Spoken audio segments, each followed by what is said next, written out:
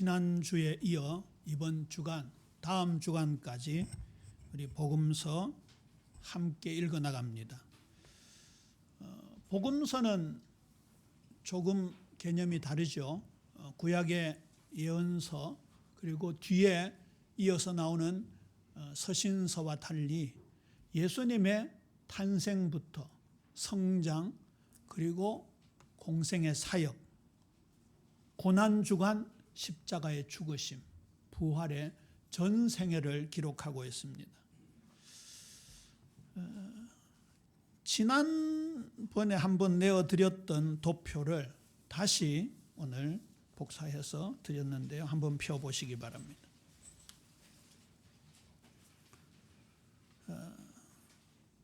마태, 마가, 누가, 요한 4개 복음서의 세부적인 특징과 그 차이를 도표화했습니다. 1차 수신자의 대상자가 각각 다르죠. 마태복음의 경우에는 유대인들을 대상으로 기록을 했고요. 마가복음은 로마인에게 기록했습니다. 누가복음은 데오빌로 각하여라고 했으니까 헬라인이죠. 그리고 요한복음은 전 인류를 대상으로 기록하고 있습니다. 마태복음의 1차 수신자인 유대인들은 아까 영상에서도 나왔지만 오실 메시아를 정치적 메시아로, 군사적 메시아로 기대하고 있었습니다. 그래서 마태복음에서는 예수님을 만왕의 왕, 만주의 주에 초점을 맞추어서 기록을 했고, 특별히 유대인들이기 때문에 그들이 신봉하는 구약 성경을 가장 많이 인용해서 기록했습니다. 이번 주간에 함께 읽을 마가복음 같은 경우에는 전 세계적으로 지배하고 정복하는 데 관심을 가졌던 로마인들에게 쓴 편지입니다. 그런데 여기에는 오히려 반대 모습으로 예수님을 그리고 있습니다. 섬기는 종으로서 묘사하고 있지요. 무슨 뜻일까요? 섬기는 것이 진짜 정복이라는 뜻입니다. 옛 헬라 제국, 로마 제국은 역사의 뒤안길로 사라졌습니다. 그러나 예수 그리스도, 그의 왕국은 어제나 오늘이나 영원토록 동일한 줄로 믿습니까? 그걸 우리가 바라볼 수 있어야 하는 것이죠. 누가복음은 인간은 무엇인가? 어디서 왔다가 어디로 가는가? 이런 철학에 굉장히 관심이 많았던 헬라 사람인 데오빌로에게 편지 형식으로 쓴 내용입니다. 그러니까 진정한 인간으로 이 땅에 오신 예수님에 대한 묘사가 강하게 기록되어 있지요. 요한복음의 경우에는 전 인류에게 하나님의 무한한 사랑으로 오신 예수님을 소개하고 있습니다. 특히 창세기 1장 1절에 태초에 하나님이 천지를 창조하시니라는 그 단어를 그대로 차용해서 태초에 말씀이 계시니라. 이 말씀이 하나님과 함께 계셨으니 이 말씀은 곧 하나님이시니라. 그리고 생명을 강조하고 예수님의 신성을 강조하는 아주 특별한 신학적 풍성함이 나타나는 성경입니다. 그 도표 마지막 문단의 제일 밑에 보면요, 이 4개 복음서가 서로 보완적인 관계를 가지고 있다. 사복음서는 경쟁적 관계가 아니라 상호 보완적 관계를 이루고 있다. 서로 다른 관점에서 한 분이신 예수 그리스도를 더 풍성하고 완전하게 드러내시는 하나님의 지혜의 결과물, 산물이라고 말씀하고 있습니다. 저는 신학 다닐 때 이 부분을 굉장히 강조를 많이 받고 공부를 했습니다만 오늘 저와 여러분에게 드리고 싶은 말씀은 나는 무엇에 관심을 가지고 있는가? 혹시 로마 사람들처럼 지배욕, 정복력이 강하지 않는가? 헬라 사람들처럼 철학에 선착하고 있지 않는가? 함몰되어 있지 않는가? 아니면 마태복음의 수신자 유대인들처럼 율법적인 의식이 강하지는 않는가? 돌아보아야 할 것입니다. 우리 성도님들이 한 분 한 분 각각의 색깔이 있고 주장이 있겠지만 이 사복음서를 함께 읽어 나가면서 예수님을 만나고 예수님의 음성을 실제로 들으면서 말씀이 우리를 향하여 나타내시는 바를 체험해 나가는, 그래서 완전히 내가 죽고 예수 그리스도가 살아나는 귀한 은혜가 풍성하게 있게 되기를 주님의 이름으로 축원합니다. 자, 들어가는 말 서론에 복음서를 어떻게 읽을 것인가, 그렇게 제목을 잡아봤지요. 일전에 제가 그 말씀을 드렸습니다. 구약을 읽어오면서 처음에는 굉장히 지적 호기심을 만족해 주어서 재미있게 읽었습니다. 또 이런 새로운 말씀이 있었구나라는 발견의 기쁨도 있었습니다. 저의 성경 해석에 굉장히 중요한 단초를 제공하는 아주 산박한 말씀도 있었습니다. 그러다가 이스라엘 백성들의 불신앙, 우상숭배를 보면서 나 자신이 투영이 되었다. 나를 볼 수 있어야 된다. 이런 말씀을 드렸죠. 우리가 성경을 통독하잖아요. 또 때로는 정독합니다. 그런데 저는 이번에 온몸으로 읽자, 이런 제목을 한번 적어봤습니다. 온몸으로 읽는다는 건 뭘까요? 전인격으로 읽는다는 겁니다. 전 삶으로 읽는다는 겁니다. 아까 인용했던 요한은 나중에 요한 1서에서 이렇게 말하잖아요. 또 태초라는 단어가 나옵니다. 태초부터 있는 생명의 말씀에 관하여는 우리가 눈으로 본 바요, 귀로 들은 바요, 자세히 보고 손으로 만진 바라. 전인격적으로 말씀을 읽었습니다. 우리 다들 입시 과정을 거쳤고 지금 대학 입시를 준비하고 있는 딸내미도 있는데, 예를 들어서 아주 난해한 시라든지 소설 이런 거 어떻게 읽을 것인가 굉장히 공부하잖아요. 전국의 수험생들이 공부하고. 사실 시인 이상의 오감도 이런 거 보면요, 지금도 난해하기 그지없습니다. 그걸 이렇게 문학적으로 해석을 한다든지 뭘 의미할까, 이것보다는 시험 몇 점 더 맞을까, 이렇게 전국적으로 관심을 가지고 있지. 그런 말도 있잖아요. 책의 행간을 읽어라, 그런 말도 있습니다. 책의 글자 하나하나 그 사이에 저자의 뜻이 무엇인가. 그렇게 책을 읽는데, 공부하는데 마음을 씁니다. 그런데 우리는 성경을 과연 어떻게 읽고 있습니까? 66권은 살아계신 하나님의 말씀입니다. 특별히 사복음서는 예수님의 생애를 생생하게 기록하고 있고, 우리가 상상력을 풍부하게 동원해서 이 속에 들어가면 주님의 음성이 저와 여러분의 귓가에 들리게 될 줄로 믿습니까? 그 속으로 들어가는 온몸으로 성경을 읽자. 우리 옆 사람한테 인사합니다. 온몸으로 읽읍시다. 야고보서 1장 22절 보세요. 너희는 말씀을 행하는 자가 되고 듣기만 하여 자신을 속이는 자가 되지 말라. 그냥 눈으로 읽는 걸 넘어서 그 말이죠. 이 말씀이 우리의 삶의 실제가 되어야 된다. 그런데 우리가 읽는 말씀이 도대체 어떤 말씀인가? 이 말씀에 대한 능력과 생명, 그 힘은, 역동성은 성경에 너무너무 많이 기록되어 있는데, 저는 이번 주간에 말씀을 묵상하는 가운데 이사야 55장 10절에서 11절 말씀이 팍 제 마음을 때리더라. 거기 유명한 대목이 나오잖아요. 너희 생각과 내 생각은 다르다. 너희 뜻과 내 뜻은 다르다. 너희들의 생각이 땅이라면 나는 저 하늘이다. 그 말씀을 하신 이후에 이는 왜냐하면 이라는 뜻이죠. 비와 눈이 하늘로부터 내려서 그리로 되돌아가지 아니하고 땅을 적셔서 소출이 나게 하며 싹이 나게 하여 파종하는 자에게 종자를 주며 먹는 자에게는 양식을 줌과 같이.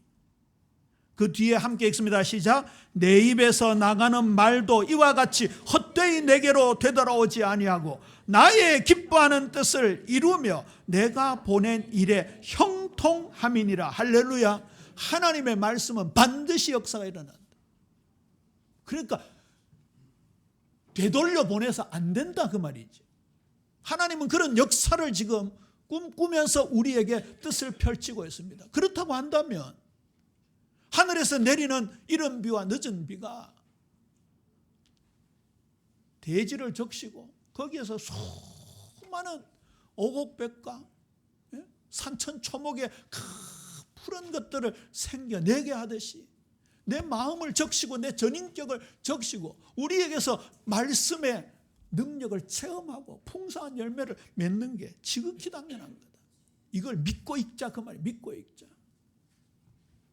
자, 그러면 예수님은 공생의 전체, 그것이 복음입니다. 오늘 마가복음 1장 1절이 굉장히 의미심장한 단어가 나오죠. 하나님의 아들 예수 그리스도의 복음의 시작이라.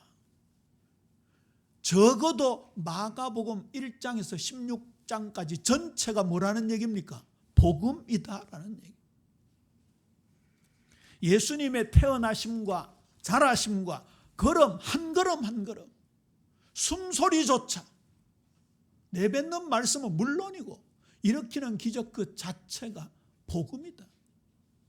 그리고 지난주 오늘 영상에서도 강조함을 받았습니다만 하나님 나라를 선포하셨습니다. 예수님은 공생의 전체를 통해서 복음의 삶을 살아내셨습니다. 하나님의 통치를 받기 위해 하나님의 뜻에 순종하며 하나님 나라를 드러내는 삶을 사셨습니다.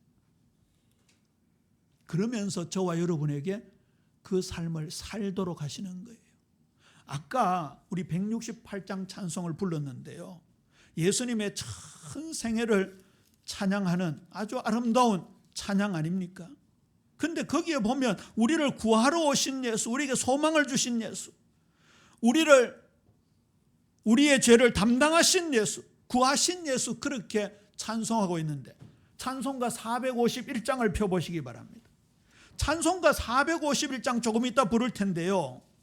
여기 보면요, 예수님의 전 생애를 찬양하고 있는데 그 뒤에 나오는 후반부가 중요합니다. 보세요. 예수 영광 버리사 사람 되신 것 보고 탄생을 말하죠. 너도 고난 당하나 길이 참으라. 우리에게 적용하는 부분입니다. 예수 친히 십자가 지고 가신 것 보고 너도 주의 십자가 지고 따르라. 우리의 삶으로 이어져야 되는 거예요. 예수님이 복음의 삶을 살아내셨다면 하나님 나라의 통치를 받는, 하나님 나라를 드러내는 삶을 사셨다면 저와 여러분도 거기에 맞는 삶을 살아내야 하는 것이죠. 첫 번째입니다. 예수님의 탄생입니다. 그 복음과 함께 걸어가는 우리의 생의 첫 번째지요. 말씀이 육신이 되어 우리 가운데 거하심에 우리가 그 영광을 보니 아버지의 독생자의 영광이요 은혜와 진리가 충만하더라. 특히 신약 성경은 복음 전파를 기록된 말씀과 삶이 함께 가는 사건으로 묘사하고 있습니다. 이번에 지난주 또 앞으로 2주간 복음서를 읽으면서 상상력을 동원해서 그 장면 속으로 들어가서 우리 주님 예수님을 실제로 만나는 듯한이 아니고 만나는 그런 귀한 은혜 우리 예빈 모든 성도님들 한 분도 빠짐없이 받게 되기를 주님의 이름으로 축원합니다. 보세요. 예수님의 낮아지심을 빌립보 2장 5절 6절에서는 이렇게 말씀하잖아요. 배경 잘 아시죠? 유오디아하고 순두개가 큰 싸움이 붙었습니다. 이때 빌립보서는 옥중서신이라고 로마 감옥에 갇혀 있는데 천리길 넘어 바울에게 들릴 정도로 두 사람의 갈등 전쟁이 심했습니다. 그런데 바울은 그 두 여인에게 얘들아 너희가 교회 설립 멤버고 권사식이나 되어가지고 왜 싸우냐 화해해라 이렇게 하지 않고 무엇을 선포하셨습니까? 탄생복음을 선포하셨습니다. 성육신 복음을 선포하셨습니다. 너희 안에 이 마음을 품으라. 곧 그리스도 예수의 마음이니 그는 근본 하나님의 본체시나 그 동등함을 취할 것으로 여기지 아니하시고 오히려 자기를 낮추었다는 그 말씀을 선포하고 있습니다. 그걸 유오디아 순두개가 각각 잡아야 된다는 얘기죠. 또 이렇게 하면 안 되겠지요. 유오디아가 순두개한테 순두개야 봐라.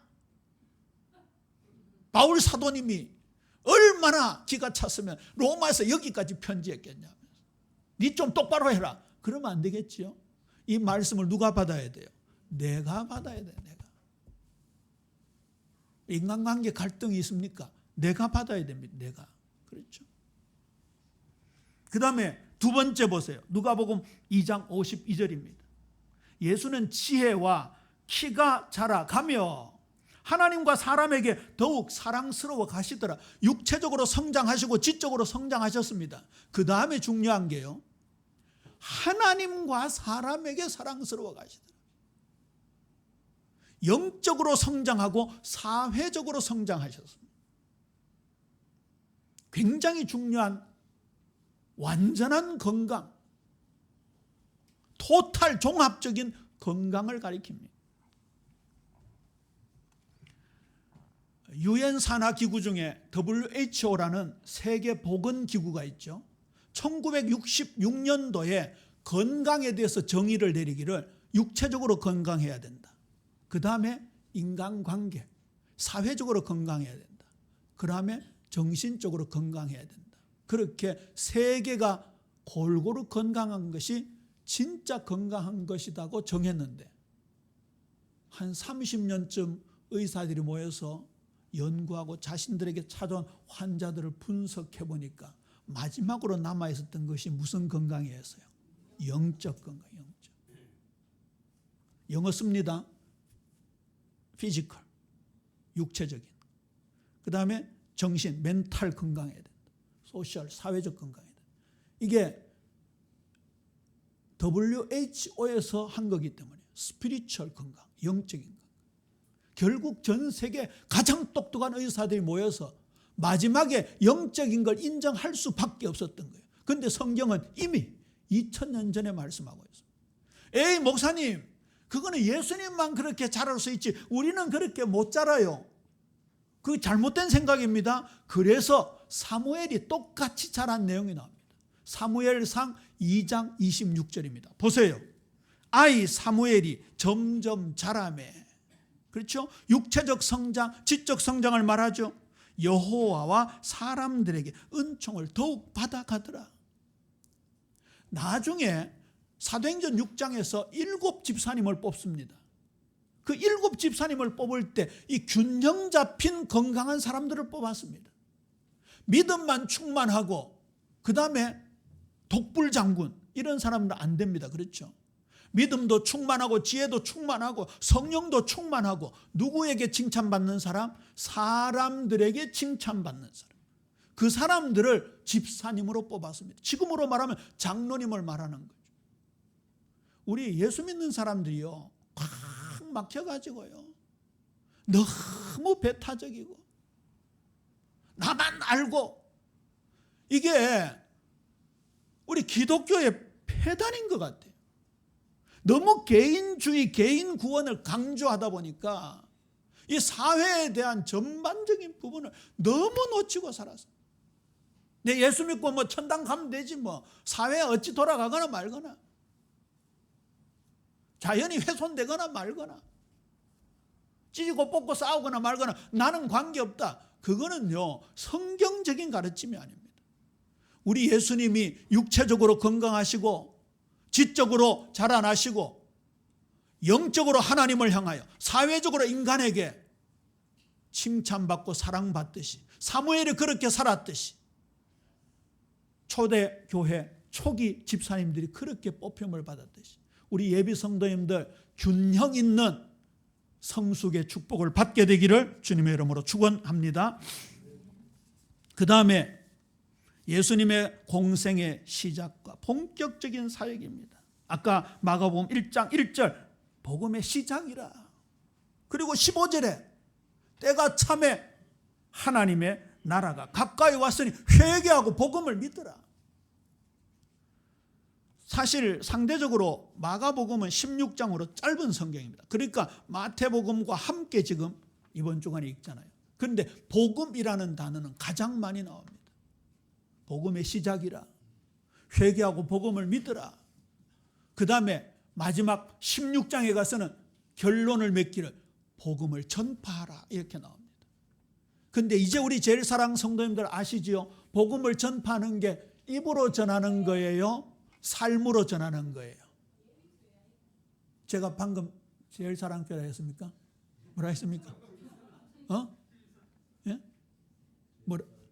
제일 사랑교회라고 했어요. 깜짝 놀래요.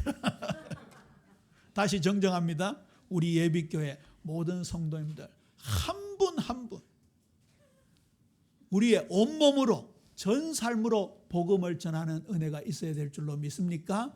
그렇게 그렇죠. 그래서 예수님의 공생애가 얼마나 중요한지 모릅니다. 마태복음 4장 4절입니다. 예수님께서 우리 대신 시험을 이겨주셨잖아요. 거기에 가장 중요한 단어가 뭡니까? 기록하였을 때.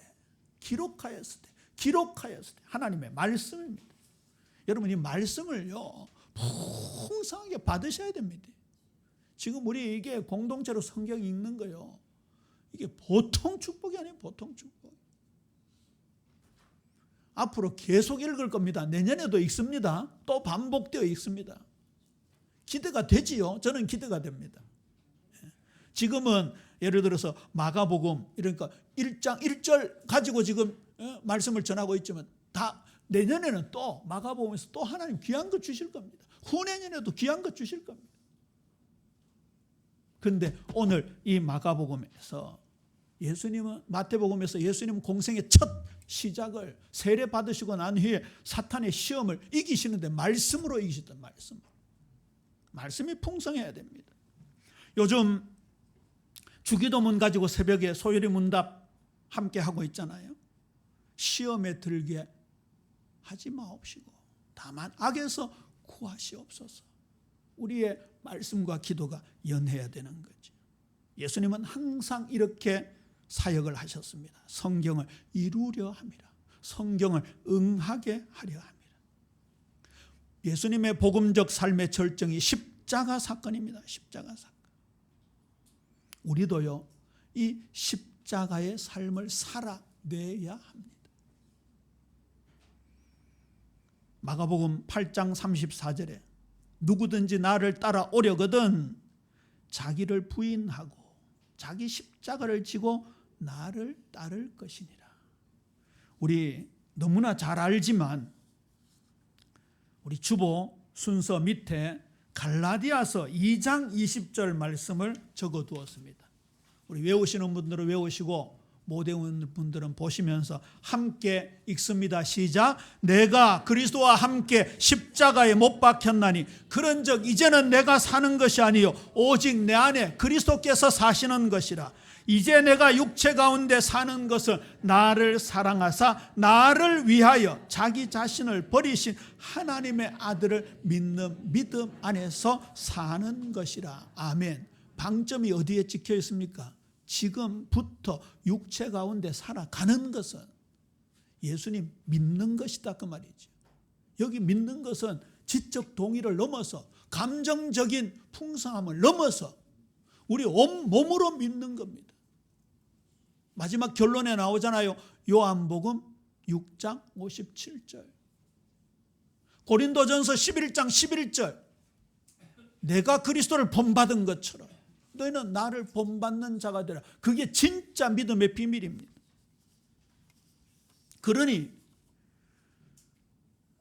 우리 어릴 때 그 얘기 많이 들었어요. 집안에 우환이 있다든지 혹시 장애인이 있다든지 이러면 우리 집안에 십자가다 이런 표현을 했는데 뭐 일견 맞을 수 있지만 십자가의 본디 의미는 무엇입니까? 내가 죽는 겁니다. 우리가 예수님의 제자로 살기는 원하는 마음은 다 있잖아요. 옆 사람한테 물어봅니다. 제자 되고 싶습니까? 안 되고 싶습니까? 거기에 안 되고 싶습니다라고 대답하는 사람은 한 사람도 없을 거예요. 그런데 제자가 되기를 원한다면 뭐 해야 된다고요? 자기 십자가를 져야 된다고요. 날마다 자기를 부인해야 된다고. 그게 십자가의 본디 의미다 그 말입니다. 저는 탈다락 이후에 가장 많이 인용했던 말씀이 로마서 6장 6절입니다. 우리가 알거니와 우리 옛사람이 예수와 함께 십자가에 못 박힌 것은 죄의 몸이 죽어 다시는 우리가 죄에게 종노릇하지 아니하려 함이니. 왜 그 끔찍한 죄에 왜 자꾸만 종노릇하느냐. 이 말씀을 왜 주셨습니까? 아직까지도 죄에서 헤어나오지 못하는 사람이 있다는 얘기입니다. 과거 상처에서 헤어나오지 못하는 사람이 있다는 얘기입니다. 자꾸만 과거 지향적인 사람이 있습니다.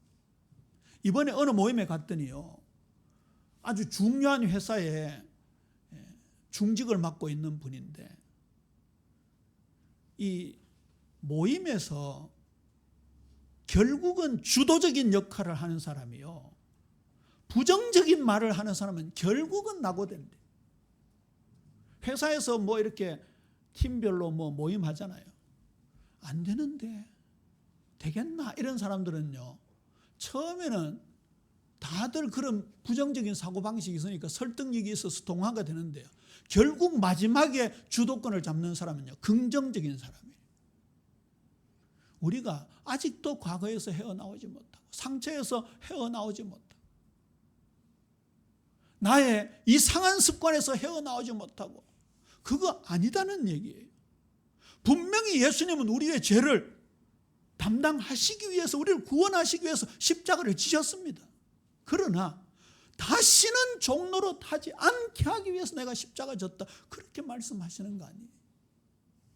우리 사랑하는 예비인 모든 성도님들, 우리 자녀들 한 사람도 빠짐없이 과거에서, 상처에서, 트라우마에서 아직도 상대적인 빈곤감, 상대적인 박탈감 이런 거 있잖아요.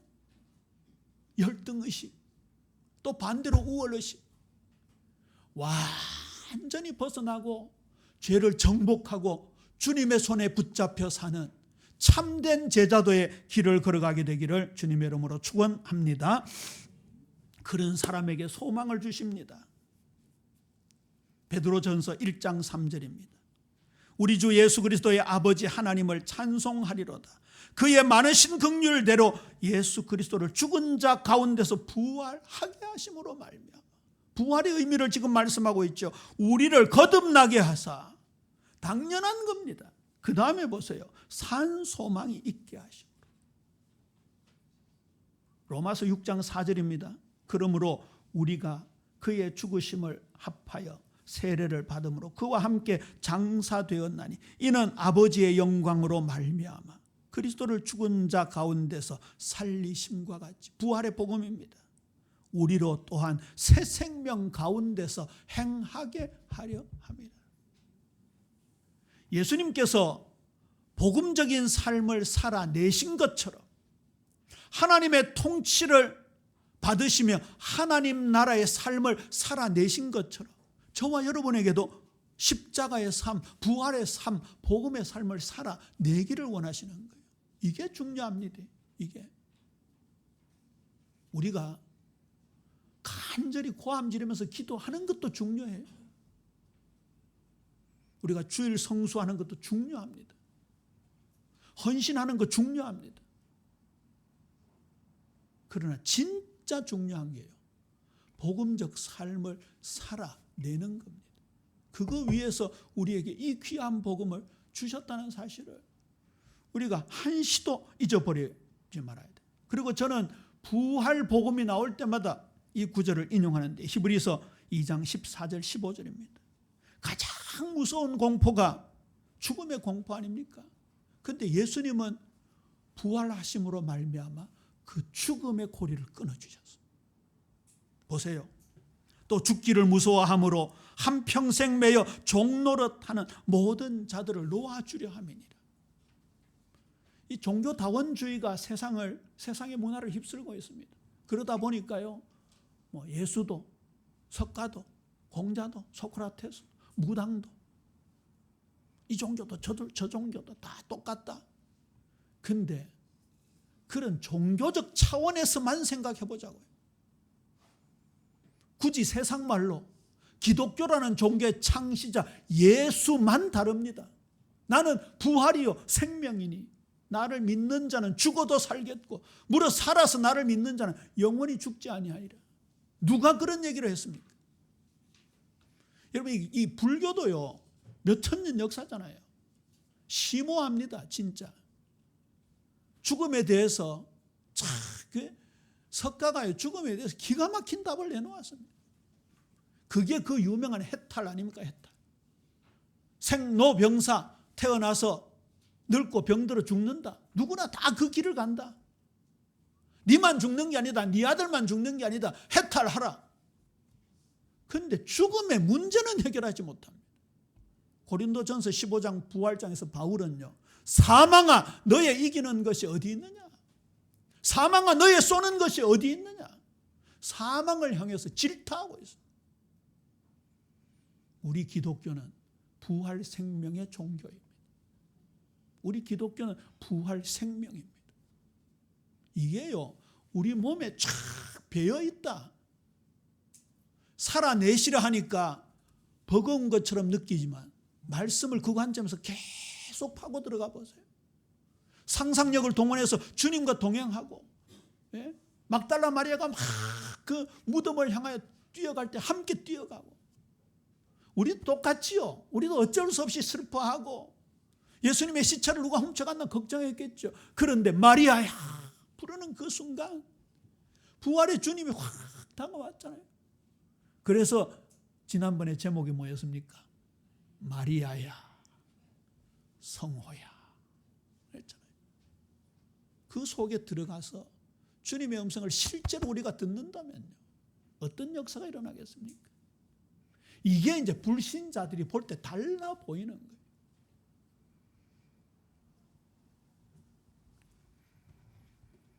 드디어 예수님께서 승천하셨습니다. 그러므로 너희가 그리스도와 함께 다시 살리심을 받았으며 위의 것을 찾으라. 거기는 그리스도께서 하나님 우편에 계시느니라. 위의 것을 생각하고 땅의 것을 생각하지 말라. 승천의 복음은 이 관점으로 가야 합니다. 올라가셨구나, 우리를 위해 중보하구나, 그것도 감사하지만 바울은 이렇게 깨달았습니다. 우리가 땅에 살고 있지만 그러나 땅에 동화되지 마라. 하늘의 관점으로 세상을 바라보라, 그 말 아닙니까? 고린도 후서 2장 3장에 보면 바울은 우리 그리스도인들을 향해서 그리스도의 향기, 그리스도의 편지라고 말씀하고 있습니다. 이 산들바람이 부는 초봄에 들녘에 나가보세요. 샤넬 넘버 5하고 부럽지 않는 하나님의 창조의 향기가 우리 코끝을 찡하게 다가오잖아요. 향기는요, 그 자연의 향기, 창조적 향기는요, 인공적인 향기로 들이미는 게 아닙니다. 요즘 외국인들이 많이 우리나라에 오다 보니까 진짜 외국인들 많더라고요. 저는 이 계대를 자주 산책하잖아요. 학생들 중에도 외국인들이 얼마나 많아요. 근데 우리나라 사람들은 향수를 안 발라도 몸에서 이렇게 불쾌한 냄새가 안 나고, 외국 사람들은 한국 사람에게서 좋은 비누 냄새를 그렇게 좋아한대요. 근데 외국인들, 특히 서양인들은요, 향수 안 뿌리면 아시지요? 더 얘기 안 하려합니다. 저는 외국 공항에 가보면요, 저것도 우리한테 마늘 김치 냄새 난다는데 그 역겨운 거 말할 수가 없어요. 근데 막 바르잖아요. 온갖 향수 다 바르죠. 근데 하나님의 창조적 향수와는 비교할 수 없어요. 그리스도의 편지다. 이 말은 뭐예요? 너의 존재 자체가 하나님의 편지다, 그 말 아닙니까? 우리 예빈 모든 성도님들은 그리스도의 향기를 바라는 귀한 은혜 풍성하게 있게 되기를 주님의 이름으로 축원합니다. 그 고린도후서 4장 6절에 이거 찾아봅시다. 고린도후서 4장 6절 아주 좋은 비결을 가르쳐 드릴게요. 고린도후서 4장 6절입니다.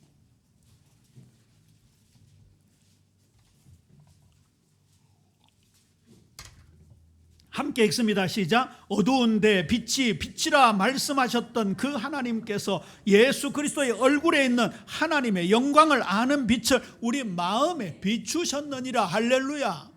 창조의 빛을 비추어 주셨다고요. 아모레, 랑콤, 설화수, 또 뭐 있습니까? 시세이도, 뭐 온갖 종류 화장품들이 아무리 발라도요, 이 근본에서 빛이 안 나면요, 그 화장은 화장빨이 안 맞아요. 진짜 창조의 빛이 우리에게 비칠 때, 모세가 시내산에 가서 하나님과 말씀으로 교제를 나누었잖아요. 모세가 시내산에서 광야로 내려올 때 모세 얼굴이 어땠다고요? 빛이 났다고요. 빛이 너무 빛이 나가지고 수건으로 얼굴을 가려야 될 정도로. 그리스도의 향기, 그리스도의 편지 이후에 우리에게 이 축복을 허락하고 있는 겁니다. 그리고 예수님은 다시 오신다 약속하셨습니다. 오늘 이번 주간에 읽을 마가복음 13장 13절에 또 너희가 내 이름으로 말미암아 모든 사람에게 미움을 받을 것이라 끝까지 견디는 자는 구원을 받으리라. 계시록 22장 20절 21절입니다. 이것들을 증언하시니가 이르시되 내가 진실로 속히 오리라 하시거늘 아멘. 주 예수여 오시옵소서. 마라나타, 마라나타 그 말 아닙니까? 이게 진짜 종말론적 신학입니다. 이 삶은 확실히 세속적인 삶과 구별되지. 공환이들의 마음에 혼돈의 카오스를 살아가고 있는 이 땅의 사람들에게 이 창조의 질서, 주님이 주시는 빛이 선포되어지는 이 축복을 우리가 살아내야 한다 그 말입니다. 그런데 이게요, 주님이 우리에게 힘을 주십니다. 이때 적용돼야 될 말씀이 그런 말씀이에요. 너희는 먼저 그의 나라와 그의 의를 구하라. 그리하면 이 모든 것을 너에게 더하시리라. 내게 능력 주시는 자 안에서 내가 모든 것을 할 수 있느냐. 그 능력의 복음을 우리가 받아내야 하는 것이죠. 자, 크게 두 번째입니다. 오늘 좀 시간 가더라도 마무리합시다. 지난번에 3대집 마무리 안 했다고 누가 뭐라 하더라고요. 그 결과 보세요. 이것도요, 이거 도대체 또 무슨 축복입니까? 하나님 주셔놓고 우리에게 축복하는 내용입니다. 첫 번째, 하나님 나라의 유업을 받게 하신다고. 구약시대로 돌아가 보면요, 출애굽해서 광야 40년 여정을 지나고 가나안을 정복해서 12지파에게 골고루 땅을 분배하는 장면이 나옵니다. 그게 땅보다는 하나님의 통치를 가리킨다는 말씀을 드렸죠. 그 척박한 땅에 하나님께서 내려주시는 이른 비와 늦은 비, 연초부터 연말까지 하나님이 다스리실 때 거기에서 진짜 하나님 자녀의 삶을 누리게 된다고. 그걸 기업이라 그러는 겁니다. 그걸 신약에서는 유업이라고 그러는 거예요. 이게 천국 가서 받는다는 의미도 있지만 이 땅에서 실제로 누리는 것을 말합니다. 우리 성도님들이 그걸 받아야 되는 거예요. 자녀이면 또한 상속자 곧 하나님의 상속자요, 그리스도와 함께한 상속자니. 여기 현재 시점입니다. 현재 시점. 지금 받는 것이다.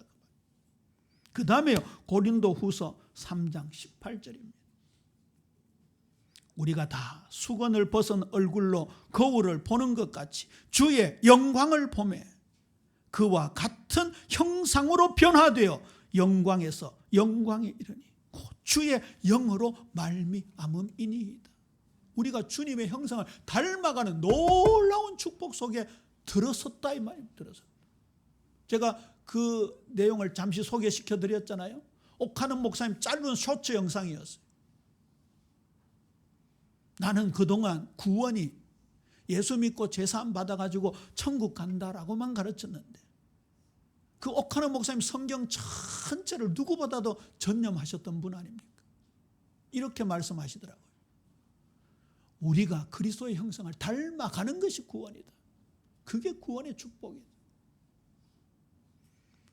우리가 이 축복 속에 들어가는 첫 걸음을 우리에게 주시는 거예요. 예수님의 강력한 영양분이 우리로 열매 맺게 살아가게 하신다고요.